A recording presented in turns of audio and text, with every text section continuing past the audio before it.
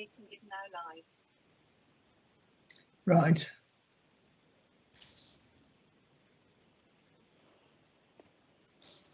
So, Mark, have you got a copy of the preamble?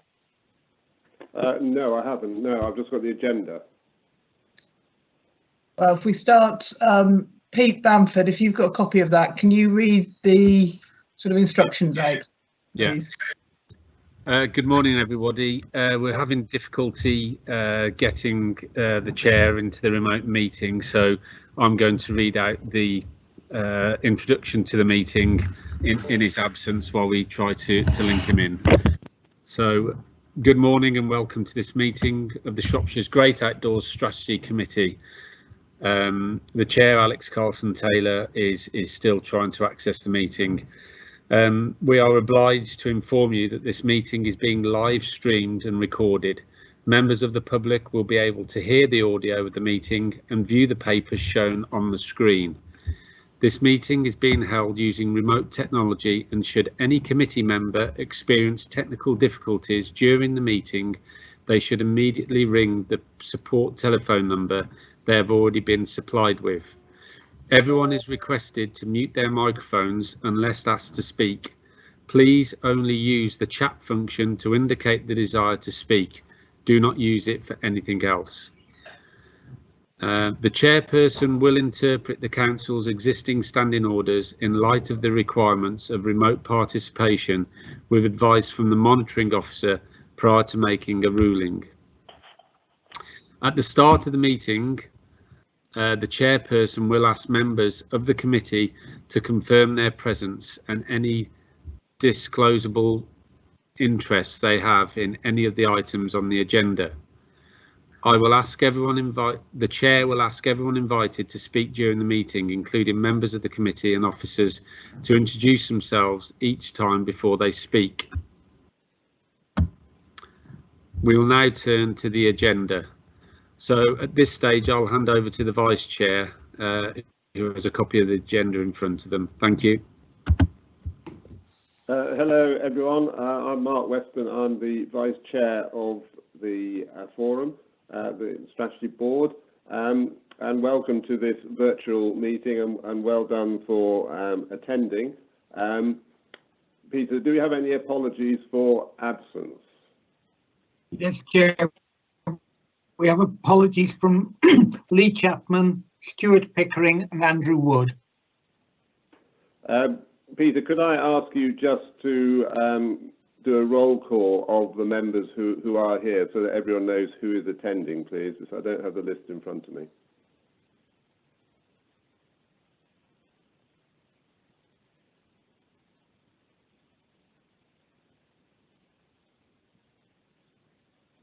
I can do that, Chair. Tim Ward, Committee Officer. If I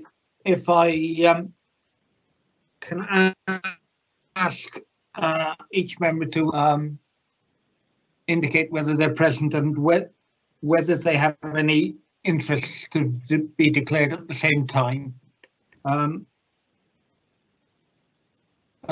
Mark Weston. Yeah, I'm Mark Weston. Obviously, I am here, and I would declare an interest in item number 5 because I am a resident of Tong. Thank you. Peter Carr. Present, and no interest to declare. Thank you. Sarah Faulkner. Yeah, I'm here. No interest. Cecilia Motley. Yes, present. My only interest is the fact that I chair the Rural Services Network, which may well impinge on various items on the agenda. Lovely, thank you, Cecilia. Leslie Picton. Yes, good morning, everyone. Leslie Picton, portfolio holder for Culture and Leisure. No pecuniary interests. Ron Repath.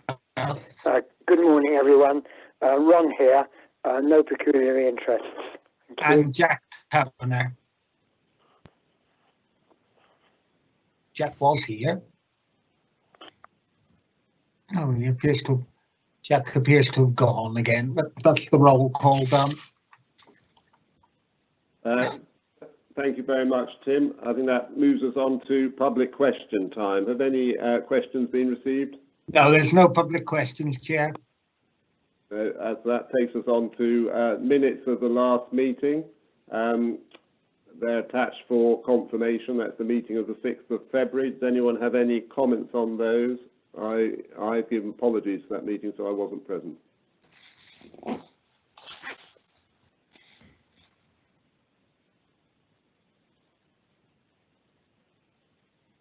People happy to confirm the minutes?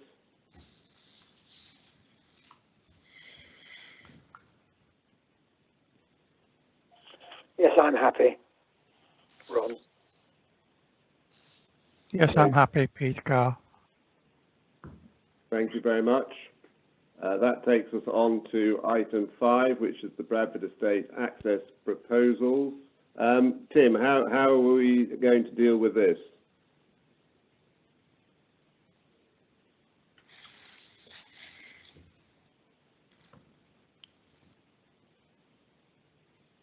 Tim, you're muted.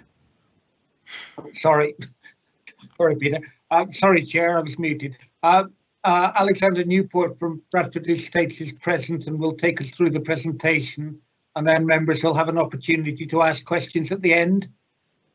Okay, thank you. Well, if I could welcome Alexander Newport then, and if I could ask you to give the presentation, please. Thanks, Mark. Thank you. Good morning, everyone. Firstly, thank you very much for the opportunity to present to Shropshire's Great Outdoors Strategy Board today. I thought I would split this presentation into 4 sections. Introduction to Bradford Estates, Bradford Estates and the Great Outdoors, our proposed new garden community at J3, and finally our proposed new garden community and its particular relevance to the great outdoors. There then should be plenty of time. Well, hopefully there'll be some time now for a Q&A session at the end. Next slide, please, Tim. The next slide shows the senior management team of Bradford Estates. So myself as managing director, Rob Poole, who's our estates director, and Steve Farrow, who's our property director. They were both advising the estates as consultants at Stratton Parker for over 2 years, and now they've joined the estates full time from the 1st of July. So next slide, please, Tim. So what is Bradford Estates? So, well, primarily we steward approximately. Sorry, is there an echo? Oh, sorry, there's an echo. I think someone was not on mute. I'll start again. So what is Bradford Estates? Well, primarily we steward approximately 12,000 acres across Shropshire and Staffordshire in a mostly contiguous block of land. Within these estates, there are historic thoroughfares under our guise, so such as Monarch's Way, the Shropshire Union Canal, and the Roman Road, Watling Street. Our family have a long tradition of landscape management on our estates, including the 18th century commission of Capability Brown at our former seat of Weston Park. His vista is still supported, as originally conceived, by our lizard wood outside the park. In addition, the creation of a number of 19th century pleasure grounds, such as the White Sitch and Tong Mere, are still currently managed by us. These placemaking practices also extended to our urban estates, including the paving and lighting of the town of Bolton and Lancashire, and new public parks in Walsall and Greater Birmingham in areas such as Hodge Hill. I'd like to now turn to how Bradford Estates is already supporting much of the great outdoors key value drivers. And next slide, please, Tim, after this. So sorry, the next slide after this, thanks, Tim. So happy and healthy. Benefit the health of residents and visitors through increased physical activity and improved mental well-being in the great outdoors by more people of all ages and abilities. Back to basics. We host this educational experience in Woodland at the White Sitch currently. It offers school trips teaching children about nature and how to survive in the outdoors like cavemen. During lockdown, we reinitiated a gardening competition for the tenants on the estate, and to sort of promote well-being and activities outside. So many of our tenants spend a lot of time enjoying their gardens on the estate. So that was really the thinking behind sort of resurrecting it. It hadn't been awarded for 30 years, and we had, I think, around certainly into the teens in terms of submissions, and we awarded three top prizes. So that was a great success. We also host the Walled Garden Project based at Tongmere, which is a charity which promotes education and training in the fields of horticulture and rural skills, and for individuals from generally urban disadvantaged backgrounds and with learning difficulties. We also confidentially are having discussions with Shropshire festivals about exploring how we might work together to create public events across our woodland and countryside features with links into existing public footpaths and rights of way. Next slide, please, Tim.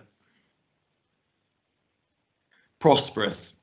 Promote opportunities to improve the local economy by sympathetic commercial use and the development of outdoor assets. Warp Sports is a business that operates in Tongcastle Wood on the estates and provides outdoor action sports activities such as paintballing, archery and assault type activities. Great Batch Fruit and Veg. This is a family market gardening business which has grown produce for Wolverhampton Market over a number of generations on the estates, and particularly they grow produce for the Afro-Caribbean community in Wolverhampton. Proposed staycation holiday accommodation. We're currently exploring the reuse of some of our 19th century heritage property alongside the introduction of eco lodges to capitalise on the growing demand for Shropshire tourism. This concept would also support existing businesses on the estate, such as liveries and the fishing clubs. Next slide, please. Connected. Bring people together within their communities to appreciate the potential and make decisions locally about their outdoor assets and actively participate in its maintenance and improvement. Neighbourhood Watch. We've recently coordinated the creation of a Neighbourhood Watch group with the police, farmers, local businesses, parish council to tackle local rural crime, including fly tipping, theft and trespassing, using a WhatsApp group. Wombling Wednesdays. Following lockdown, we noticed the increasing incidence of litter in the countryside and decided to tackle the problem.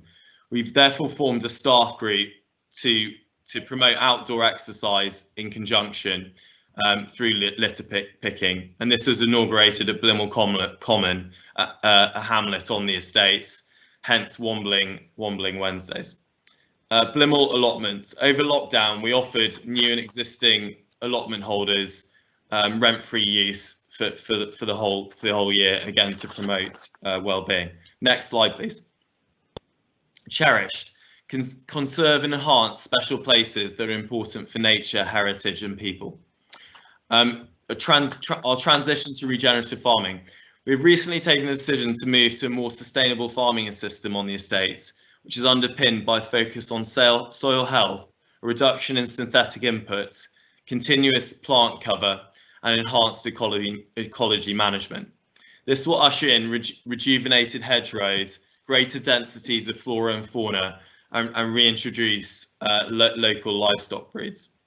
The Woodland Trust. We're exploring a partnership to promote the planting of new trees across the estates with WT. A 100-year landscape plan. Confidentially, in collaboration with a renowned landscape architect, we're developing a long-term scheme to enhance and grow our woodland assets, plant more hedgerow trees, improve our historic avenues, with a view to the future enjoyment of the generations ahead. Next slide, please. Safe. Ensure Shropshire's outdoor assets are safe and well maintained to meet statutory obligations and new opportunities now and in the future within current financial restrictions. Public rights of way. We take very seriously our responsibility to protect public access, community open spaces and roadside verges through regular inspection, maintenance and control of invasive weeds. Tree safety surveys. As the custodian of many important local thoroughfares, we carry out regular tree safety surveys and annual surgery where appropriate to protect the general public. Red phone kiosks. Being fond of our traditional village architecture, we have instigated the preservation and reuse of iconic BT phone boxes for the availability of emergency defibrillators. Next slide, please. I'd like now to turn to Bradford Estate's proposed new garden community at J3. Next slide, please, Tim. So what is J3? A new settlement proposal north of the M54 Junction 3 on currently private large-scale arable land. It's proposed for allocation in Shropshire's current local plan review. Conceptually, it's a sustainable co-location of jobs and homes alongside inclusive social infrastructure. It's a single landowner enabled legacy scheme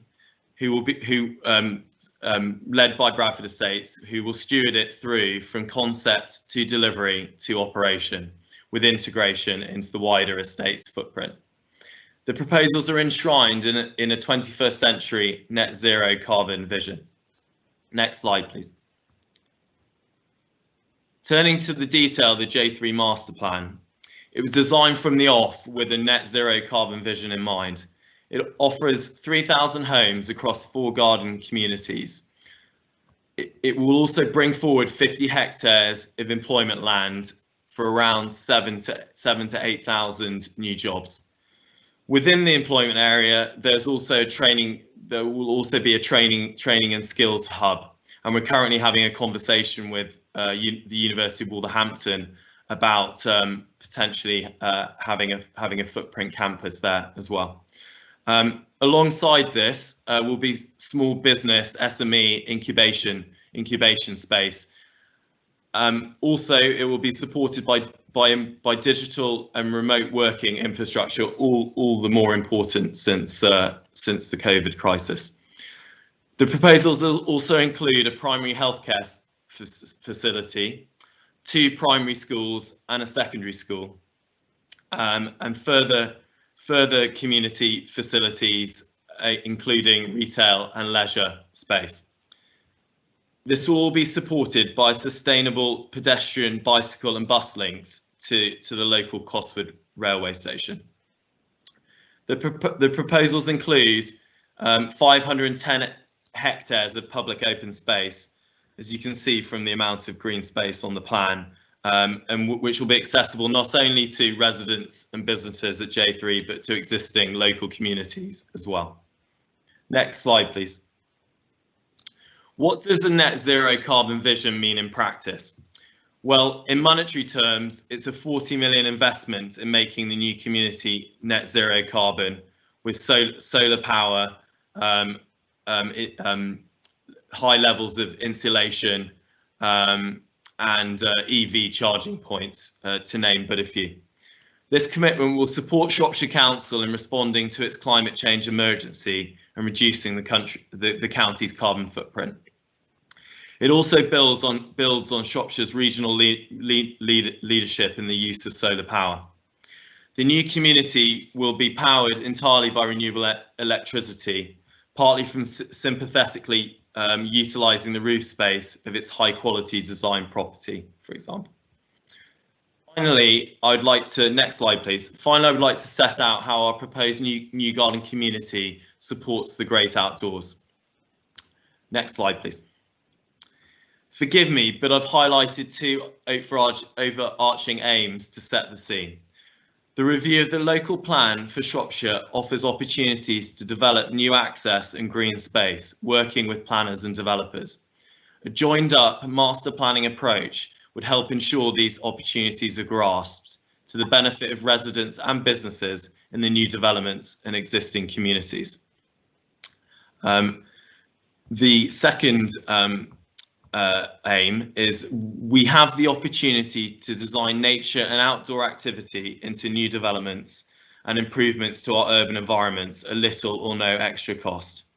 Through the revision of the local plan and the development of the local transport plan, working with developers to adopt a planned approach to the provision of green space and non-motorised access.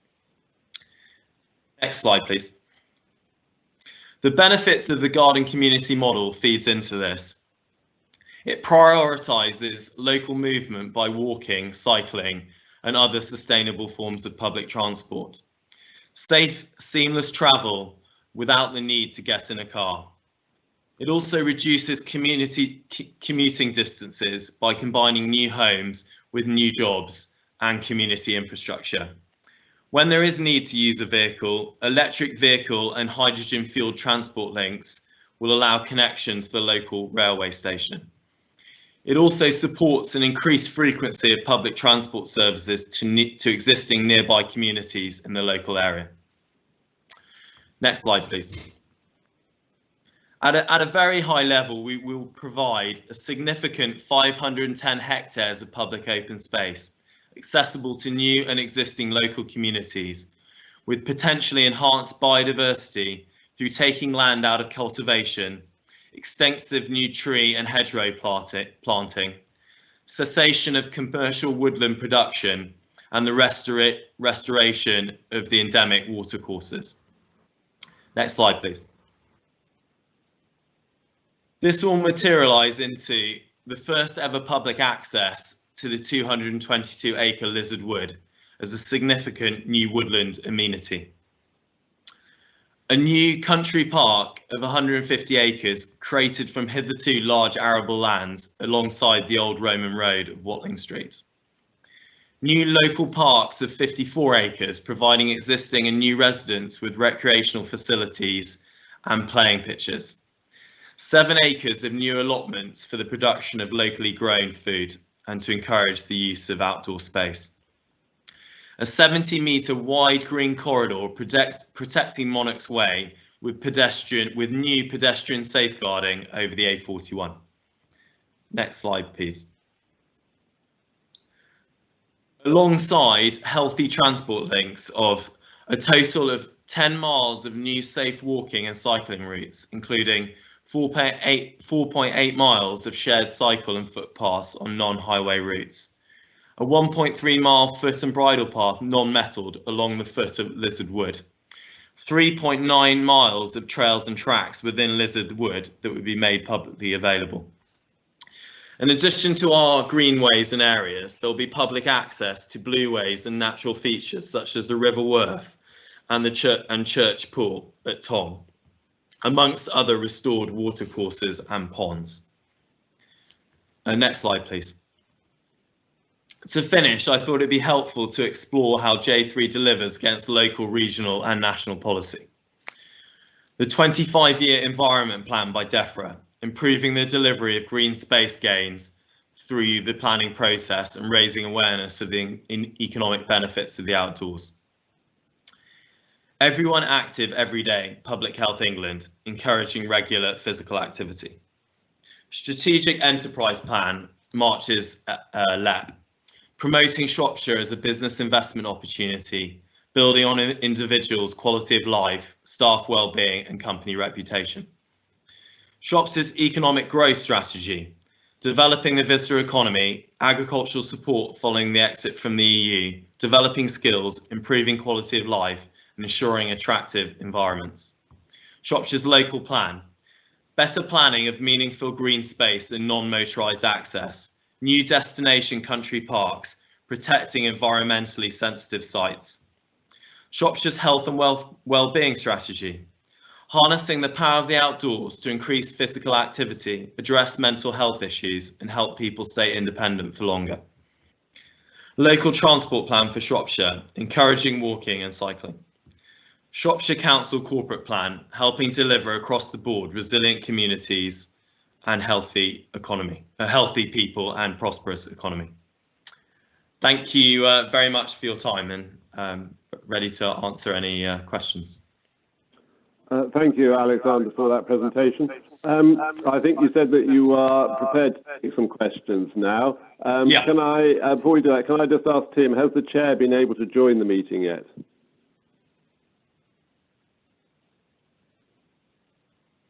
Yes, I have, Mark. Good morning. I'll hand over to you, Chair. Thank you.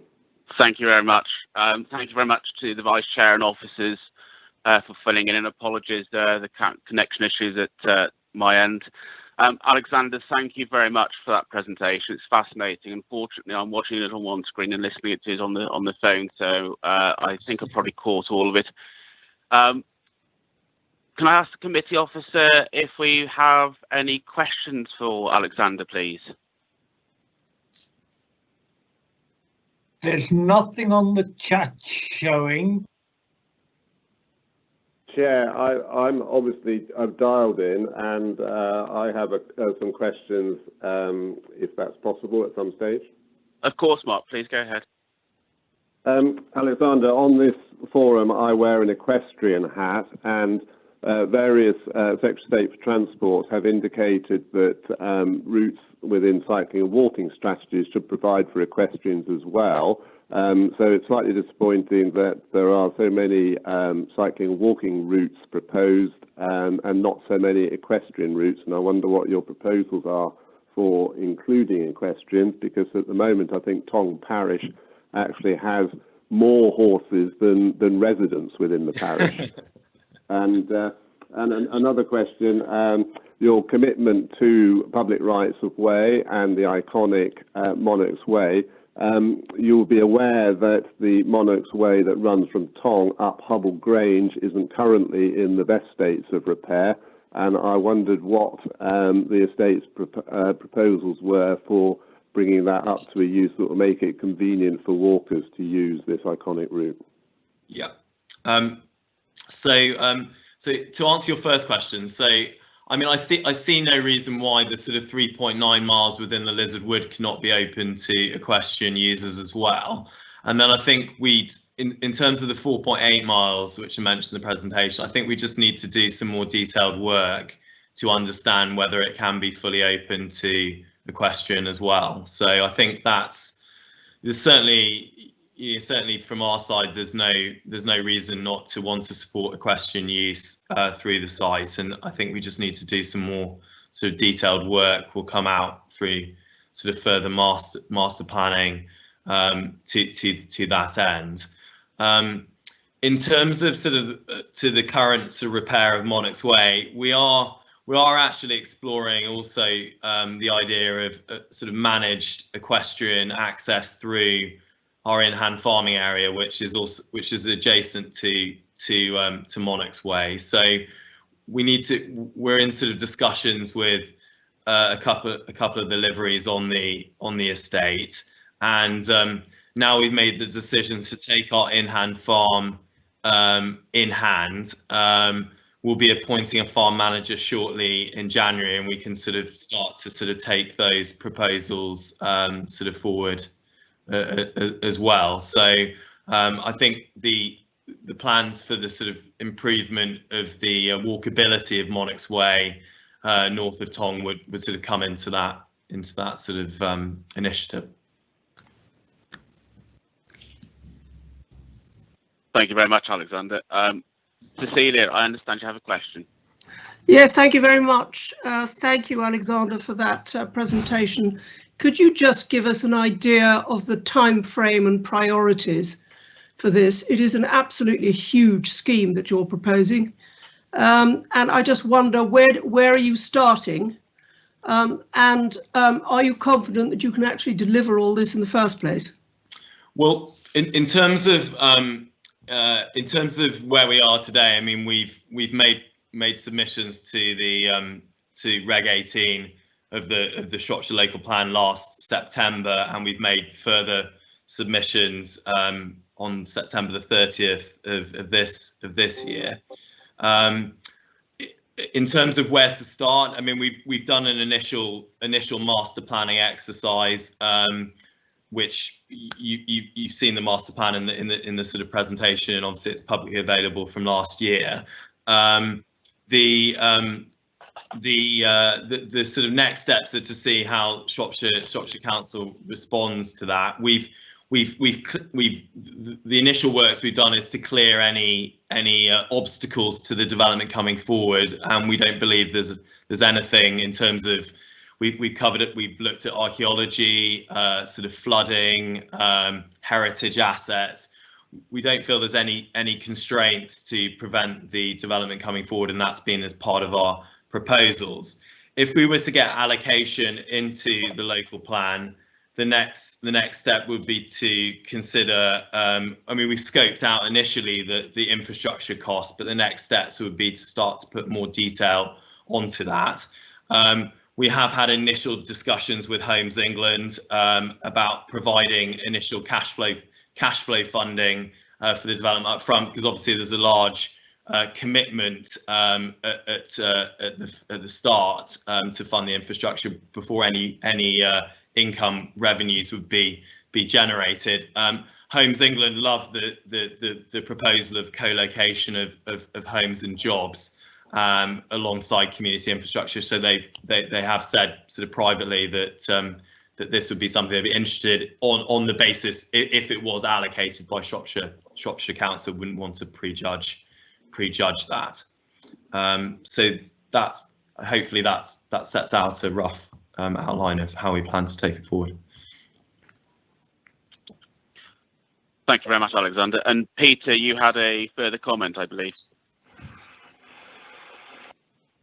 So, Mark, have you got a copy of the preamble? No, I haven't. No, I've just got the agenda.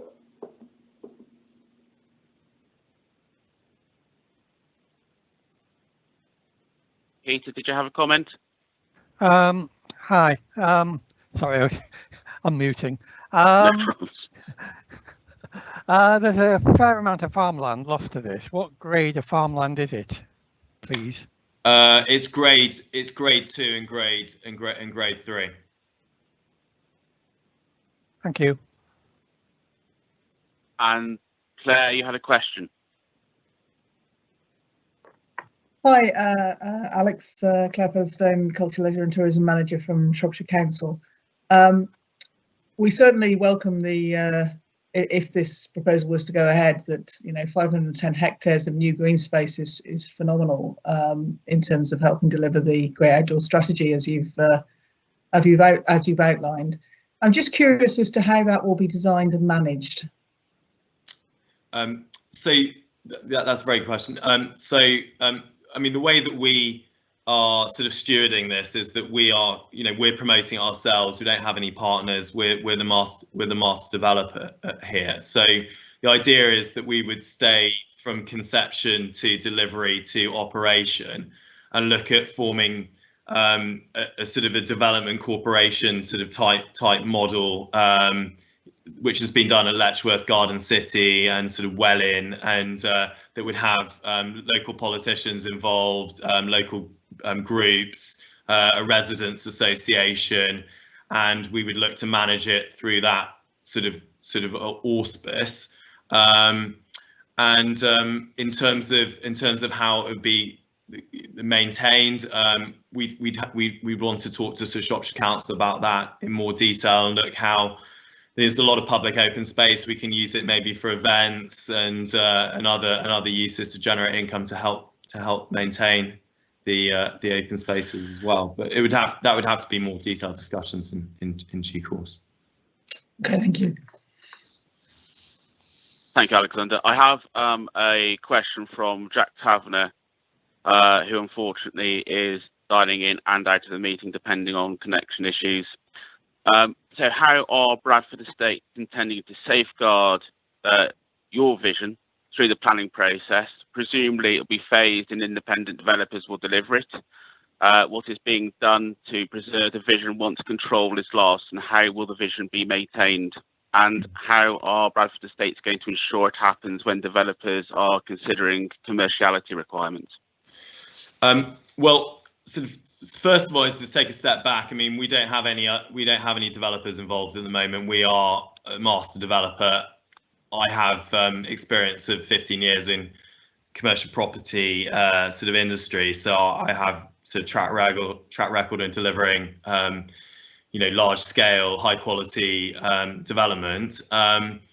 We wouldn't. I think Jack's right to identify that we wouldn't be delivering it ourselves. We'd be partnering with developers to assist us. Who I would run a process and select best in breed developers to work with us. And certainly we want local house builder involved, and probably a regional house builder involved with that. So not the large volume house builders. And the way that we would safeguard our vision would be that there would be development agreements with those partners, which would specify in detail the aesthetic that we're looking to achieve, the materials of the scheme.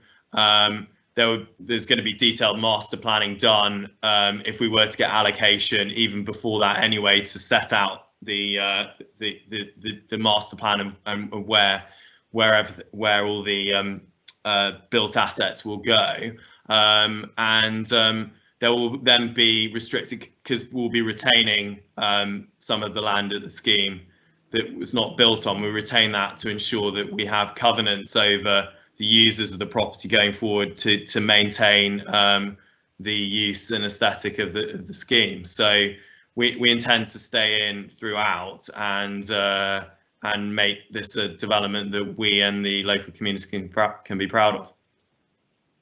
Thank you very much, Alexander. And also to say, I mean, there will be a Section 106 agreement with the council, albeit that might slight change with the white paper, but to ensure that also that the council sort of objectives are materialised as well. Thank you. Cecilia, you had a further question for Alexander. Yes, just very quickly. I'm just wondering what the designation of the land is. Is it green belt? Is it all green belt? Only a bit of it, or could you just explain? It is side of it. It is in the green belt. The land is in the green belt. I mean, there are obviously proposals all over the country to take land out of the green belt at the moment, because since the green belt was created, development has happened, and now it's tending to border a lot of green belt sites across the country. This is slightly, I see this as slightly different, because the area where we are is not really checking any particular large urban expanse. The site that we can offer is bounded by the A41 to the east, M54 to the south, A5 to the north, and by Lizard Wood to the west. So we feel there's quite enforceable boundaries of the scheme, which is one of the key principles for taking land out of the green belt. Also, its sustainability, given its proximity to Cosford Station, existing underused transport infrastructure in the area, and the co-location of jobs and homes is another sort of tenet. But it's a high bar to take land out of the green belt. But we feel that a garden settlement promoted by a landowner who intends to take it through its life cycle is exceptional circumstances to do so. Thank you, Alexander. And Mark, you have another comment. Yeah, Alexander, you referred to in the presentation safeguarding pedestrians, providing pedestrian safeguards over the A41. I'm assuming that would extend to cyclists and equestrians as well. Yes. Yeah, absolutely. Thank you. I don't have on the chat notification any other questions. If anybody does have any further questions for Alexander, could you please let me know now? Otherwise, Alexander, thank you very much for your time this morning. It's very much appreciated. It's a very impressive scheme, and it'll be fascinating to see how it develops. And I'm sure we'd all be particularly like to kept appraised on the access facilities you've outlined. Thank you very much for your time. I'm very happy to come back again. When relevant. Yeah, that'd be great. Thanks ever so much. Thank you. Much appreciated. Thanks, everyone. Bye.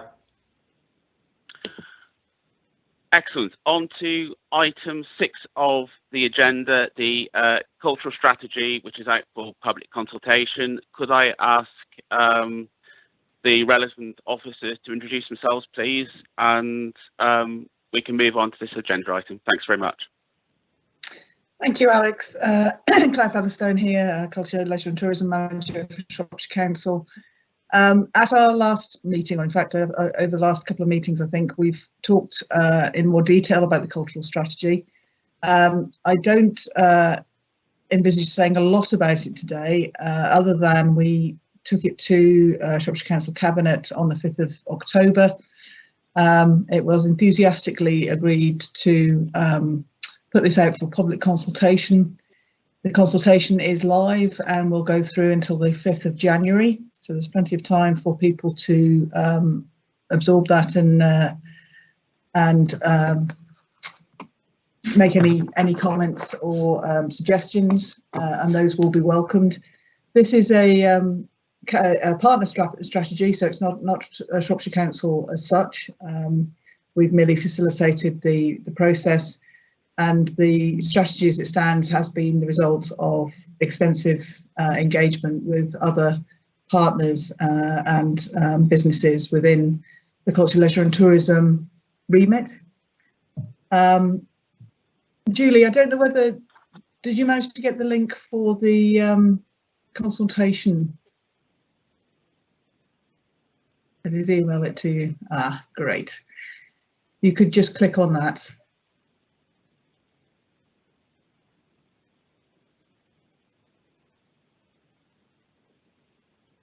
It'll come through.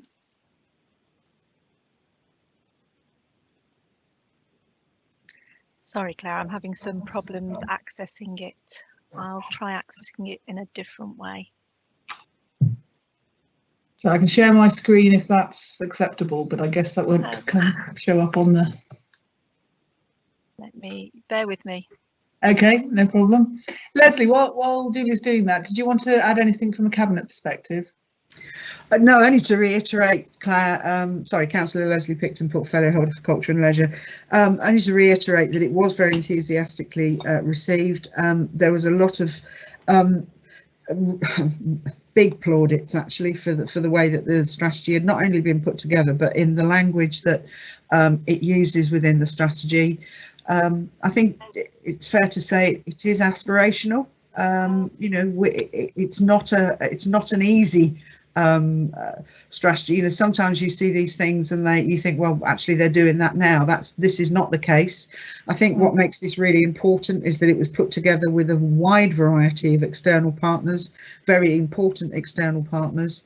And you know, I'm very keen that as many people get hold of this, look at it and make it their own. I've been touting it around my parish councils this week, and actually the comment that I've had back the most, because I sent it round in advance, was that it's very easy to understand. And I think sometimes Shropshire Council strategies aren't particularly easy to understand, but this one certainly is. So I'd encourage you all, whether it be from a personal perspective or from your organisation's perspective, to get involved with the strategy and you know, tell us what you think.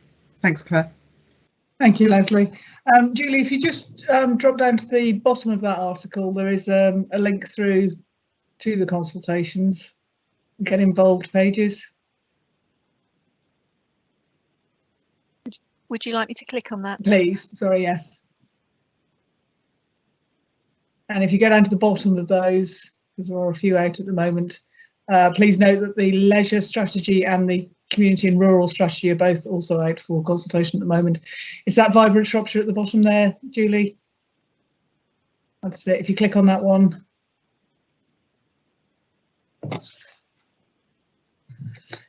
And if you go to the bottom of that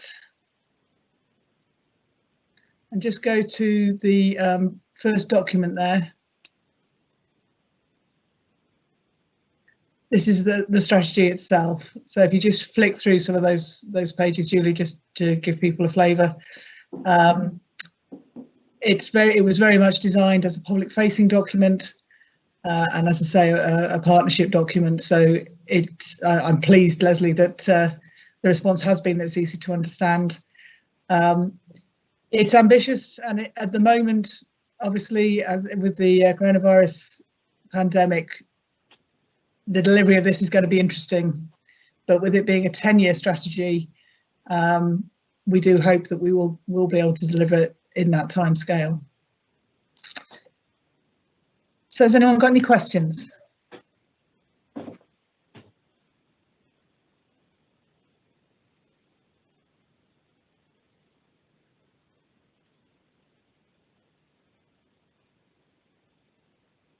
Back over to you then, Alex. Thank you very much, Claire. Claire, what initial responses have you had? You know, anything anecdotal come across your desk? Nothing so far. As I say, most of the key partners have already been involved in the development of it, so I'm not expecting any, major issues with it or concerns, hopefully. Excellent. And how do we see this integrating with the community and rural strategy? It's part of the delivery of that, I think, and we do mention it at the beginning. There are some key objectives in the community and rural strategy around engaging our most vulnerable residents, and I think culture, leisure and tourism give us a real in to those people who need it most. I mean, this is about the stuff that engages us and helps with our identity and sense of belonging. And there are some really important mechanisms here to engage people from across our communities. So I think it will feed in directly to the community and rural strategy as that develops. Okay, excellent. Thank you very much. I have no notification on the chat function of any other questions for this item. So can I move on to item 7, which is the COVID-19 update? And ask the relevant officers to introduce themselves, please. Yes, thank you, Chair. It's Pete Bamford here, the Outdoor Partnership Manager, and my colleague Shona Butter, the Access Mapping and Enforcement Manager. That's it, thank you. Yeah, it's just a quick update really regarding COVID-19. Members will recall during the last meeting I explained that a lot of our rights of way maintenance officers were pulled off to do food box deliveries. That's now stopped, and as manager I've been looking at how we can fill some of the priority areas within the team, particularly on the rights of way maintenance and enforcement. So we've made some temporary changes by channeling the energies of existing staff into slightly different areas. The good news is that our parks and sites and rights of way network is seeing unprecedented access, and that is good news for all the reasons we know and understand the benefits to individuals and to wider communities that brings. The challenge for us as a team is just the sheer volume of work. Shona will pick up on some of that in a while, but if I give you an example of what's been happening at our Severn Valley Country Park and the Mere, we're sort of seeing ×3 volumes of litter. We're seeing much more sort of erosion on some of the paths. We're seeing at times antisocial behaviour levels have gone up. We're seeing people swimming in the Mere. That has calmed down quite a lot now, particularly since people have gone back to work and back to schools. What we're wanting to do is to capture some of the enthusiasm for our sites and channel that in a very positive way. So we are looking at strategies how we can actually maintain that level of interest and usage, but by not seeing the increase in litter and the challenges that we face. So I'm just going to hand over to Shona, who's going to talk more specifically about the rights of way network. Thank you. Yes, as Pete said, we've just recently reported on our performance monitoring with numbers, and in the first part of this year we have had more enforcement issues reported than we've had in any previous whole years. So it just gives you an idea of the sheer number of people that are getting out and about, which is, as Pete says, a good thing. But obviously we're having to look at how we address those issues that are being reported to us, which is proving to be quite a considerable challenge. And one of the other areas where we are having a little bit more pressure at the moment is the people putting claims into us. Some of you will be aware of the potential historic cut-off for claims for rights of way based on historic evidence. I think because people have had a bit more time, they are able to put these in. And for example, we had 79 applications at the end of 2019. We now have 155 applications and growing. And people are exercising their right to appeal for us to make decisions on those. So I have raised this, but just to make you aware that we do have a considerable increased level of workload, both from increased enforcement matters, but also some of the legal areas as well. Thank you. Yeah, and so just a bit more from me. We have accessed some additional funding through the government's COVID pot, and on Monday we're interviewing 2 new rights of way maintenance officers on a 6-month contract, and that'll be a great addition to the team. We've also been able to use that money to access some more vehicles, because obviously we've had to practice social distancing, so having 2 more vehicles helps us out quite a lot there. With regards to our fantastic volunteer network, people will recall that in normal years the volunteer work equates to about 27 full-time equivalents, which is fantastic. Obviously we've had to take guidance and work out what is the safe practice under the COVID restrictions for volunteers, but we're starting to see more activity and a bit of a sort of return to normal. Obviously we've got our eye on the situation with regards to any further or future restrictions or lockdowns in Shropshire, and I know that we're currently at 84 cases per 100,000. My understanding of the national guidance is that you start to go into tier 2 when you get to about 100 cases per 100,000. Obviously we'll keep an eye on that, and that could have another sort of increase in usage at our parks and sites. So we're we're trying to stay ahead of that sort of what's coming next type of thing. We have opened up our toilets at our sites. We've got the kiosk operating at the Severn Valley Country Park. And the reason why this is important is because this is some of the income that we generate to fulfill our statutory requirements. What has been quite beneficial is that because of the lockdown at schools, our maintenance team have been able to get out and do a lot more work at the schools, because obviously they can practice in a safe way because the children haven't been there. So we are ahead of that curve, and income is looking pretty on track at the moment for our department. So myself and Shona can take any questions if there's anything specific that people have got to ask about the impact of COVID on our service. Pete, thanks ever so much. In terms of the community reassurance teams and that type of work that we're doing during March, April, May particularly, presumably that sits in the background if there are new national measures, or if we move into a different tier, you have that planning now available to swing into action if needs be. Yeah, we've done a bit of work there actually. After this meeting, I've got some individuals from the theatre team coming up to see me. I'm up at the canteen actually at Shire Hall, so that we can train them in how to deliver the food parcels if there's a need for that. We're still not sure as an authority yet, although the sort of the statutory duty has come from central government down to local authorities to be responsible for food delivery.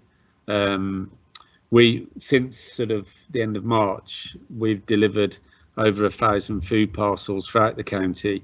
But just to give you a flavour of what the actual challenge is, during that period, there was about 2,700 parcels being delivered a week by the government. Well, that's a massive task. But certainly as a team, if we're instructed through a strategic decision by the senior management team, the directors at Shropshire Council, we'll obviously meet any challenge that's put to us. Thank you, Pete. And Leslie, have some comments. Yeah, thank you, Chair. One of the things that we've been discussing in the last few weeks is about the issues that were raised at the beginning of Pete's statement, really, about people not respecting the countryside, particularly the countryside in our area, although I know it happens across the country. You know, people lighting fires, leaving gates open, not respecting rights of way, just walking across farmers' fields, etc. So one of the things that we're putting together, and hopefully it'll be ready early next week, is a campaign pack for half term.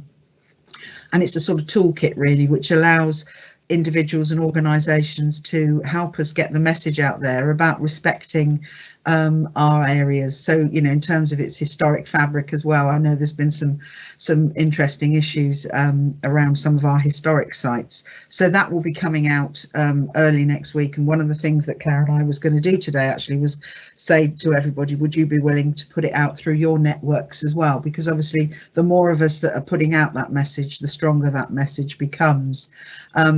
I also wanted to say, actually, and forgive me if I've missed this, but I was having trouble at the beginning of the meeting. I just wanted to thank the staff again for all the work that they've done, because it really hasn't been easy for them. And as Pete said, and Shona said, you know, more people using rights of way that haven't been used in years. So people have been putting in lots and lots more problems, and the claims that's just another sideline, isn't it? But actually yesterday it was announced that Severn Valley Country Park, the Mere at Ellesmere and Stanmore Country Park received Green Flag Awards again. So I think, you know, well done to the staff and particularly the volunteers who keep those awards coming. I mean, it's funny, isn't it? We almost take the green flag for granted now with these parks, but it's, you know, we shouldn't do. So I want to say a big thank you to all the staff who continue to do such sterling work under what is actually very difficult circumstances at the moment. Thank you, Chair. Thank you very much, Leslie. And yeah, absolutely, I'd like to echo those thanks on behalf of the board. I mean, it's extraordinary circumstances that everyone's working under at the moment, and in complete agreement that obviously our networks would be ideal for distributing the material that you're talking about. Claire, you have a comment. Yeah, I just wanted to thank you for that, Leslie. I just wanted to add to that if there are other campaigns going on within your organisations for to support the Countryside Code and better behaviour in our countryside, can you let me know, please? And then we can see how we can join that up. Thank you, Claire. Great. Does any members have any further comments or questions on this item? Alex, Mark here. I know that Natural England have been producing quite a lot of resources in respect of those responsible access messages, which I'm sure Claire is already aware of. Thank you, Mark. Yes, thanks, Mark. Okay, so moving on to item 8, which is general updates. I'm very happy to go first on this very briefly in terms of the agriculture bill, which people will be aware the new policy of environmental land management schemes enables. That bill has now returned to the Commons, and it's in its final stage of something called ping pong, where the amendments between the Commons and the Lords are resolved before it goes forward for royal assent. So hopefully once that gains broader assent, we'll see more policy details come out in terms of ELM and also potentially an interim scheme to cover the gap between the end of the basic payment scheme and the rollout of environmental land management, but it's as yet very undefined, so it's very much watch this space as previously. Peter, you have a comment.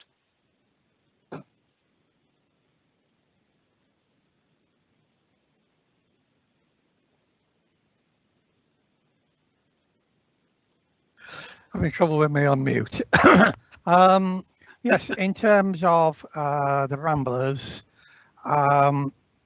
walking in a Ramblers group classes as organised sport, therefore it can be up to 30 people in a group, provided they have all the social distancing, etc.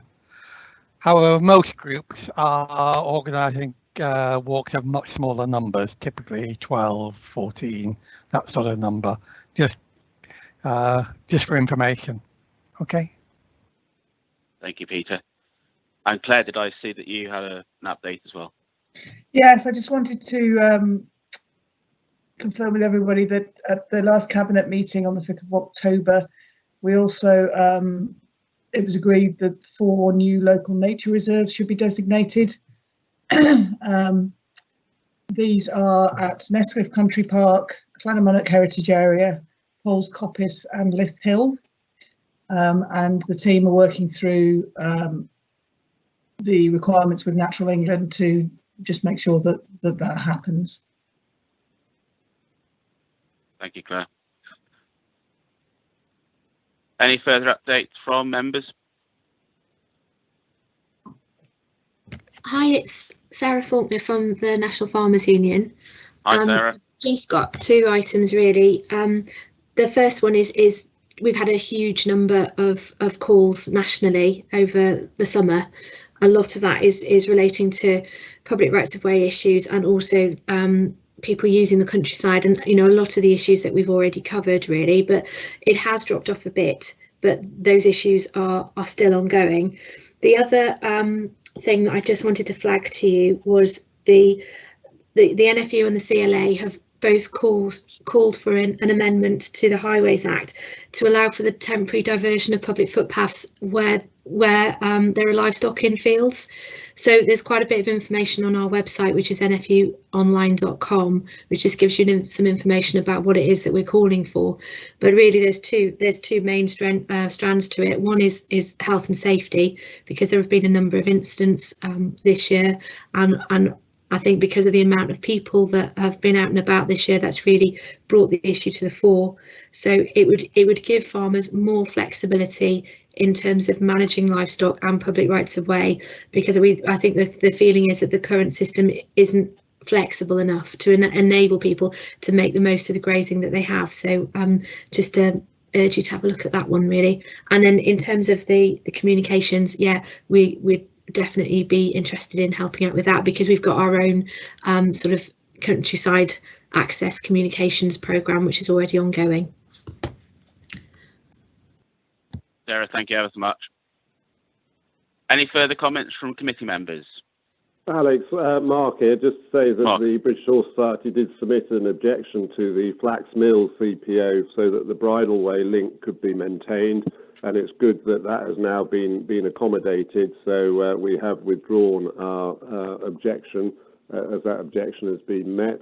We're continuing to make representations in respect of active travel routes so that any new routes can include equestrians where possible, so that equestrians aren't left with walkers and cyclists passing them on the inside and cars passing them on the outside.